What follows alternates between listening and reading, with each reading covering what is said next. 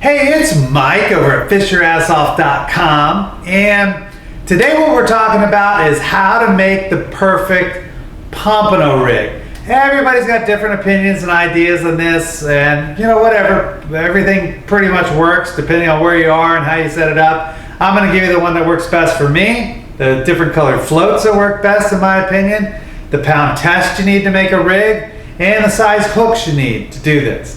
So that's what I'm going to cover, but let me show you my idea of the perfect pompano rig. Whiting rig, croaker rig, whatever you're catching like that.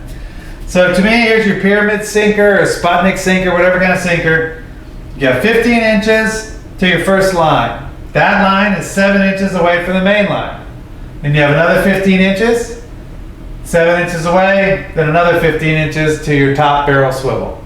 So 15, 7, 15, 7, 15.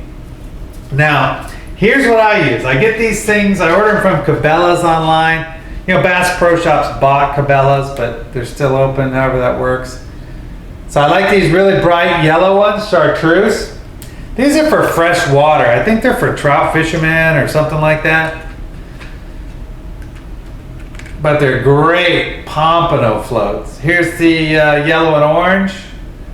Another one I like.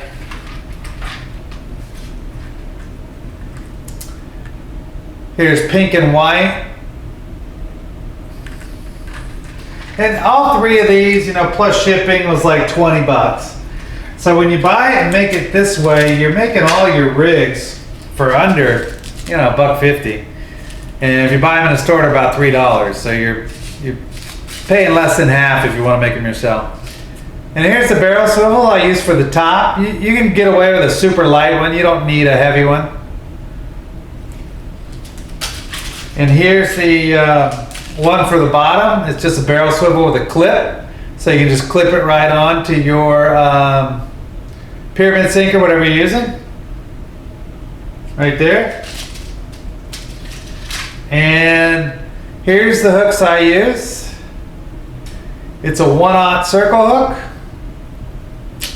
And you want to use a circle hook because you're not setting the hook most of the time. It's sitting in a rod holder or something. So, these circle hooks do a great job at hooking a fish here, so you're not gut hooking and killing small fish if you're trying to set the hook every time. You don't need to. The weight's here, the fish grabs the bait, swims off, the friction of the weight on the bottom hooks the fish for you. You don't have to do anything. Circle hooks are amazing. I use circle hooks almost all the time. And here's a new line I'm trying out. It was on sale. It's a Yozuri hybrid fluorocarbon thing. I don't use fluorocarbon usually until now.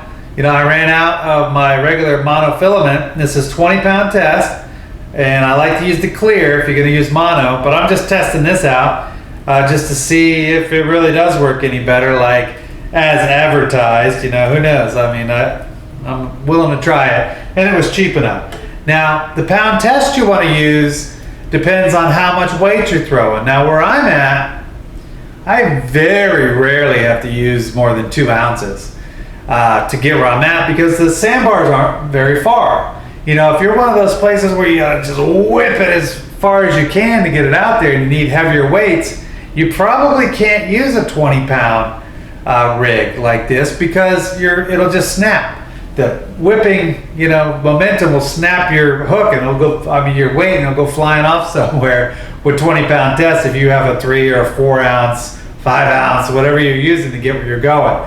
So you actually need a higher test rig, of line for your rigs if you're going to be pitching heavy weights.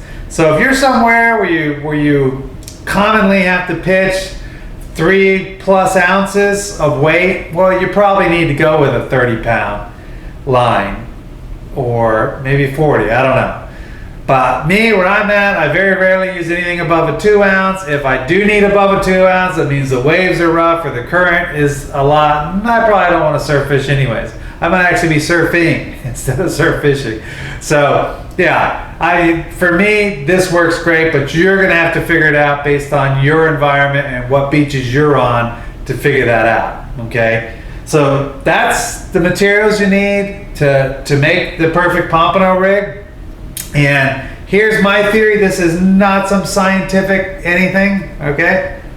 Just what I prefer. So when the water's greenish brown, I'm using these oranges and yellows. That's what I like best.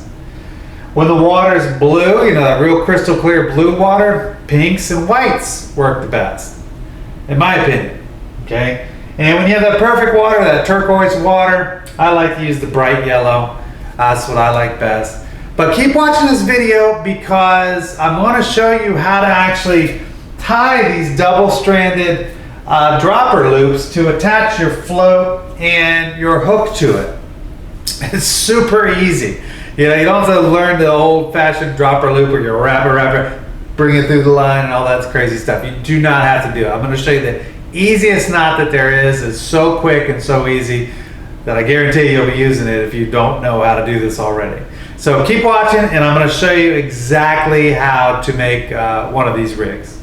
Okay, I'm sitting here making my pompano rigs, and I want to show you the easiest way to make a dropper loop. Now, what I have here is some weed whacker line, you know, from my weed eater, just so you can see what I'm doing here.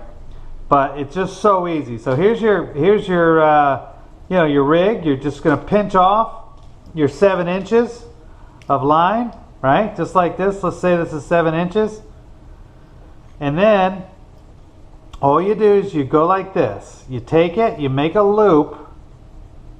You make a loop just like that. And you bring this through twice. And then you cinch it down. Hard to cinch down 200-pound test or whatever weed whacker line is. That's it. And you get this loop like this. All right. I go through 3 times with my pompano rigs, but I can't even make 2 cinched down nicely. So because I wanted you to be able to see it. And let's pretend like this paint can key is a hook, and here's the eye of the hook. All you do is you pinch this in and go through like this over the barb, pull it, boom, you're done. That's it. That's all you do. That's all you do. So when you look at these that I've already done, that's all I've done. This line is doubled up. You can't see it, but it goes right through the hoop and then just loops over the top of the hook. Boom, I'm good to go with these. And you're gonna need 7 feet of line. You're gonna have a little extra, but so I actually measure it out so I don't waste anything. I'm real cheap about this stuff. So I just sit here at my little table when I'm making these, and I measure off 7 feet of line because, you know, when you do the math, you have 15 and you got 7 inches, but that's double, that's 14 because you double line, 15, 14, 15. So if you have 7 feet of line that you're using for your rig, you're going to be just fine, in other words, is my point. So 7 feet of line, that's how you do a dropper rig. You know, I hope this helps. I hope you catch a ton of pompano or whiting or whatever you're going after, croakers, with this rig, but it works really well, and this is all you need right here.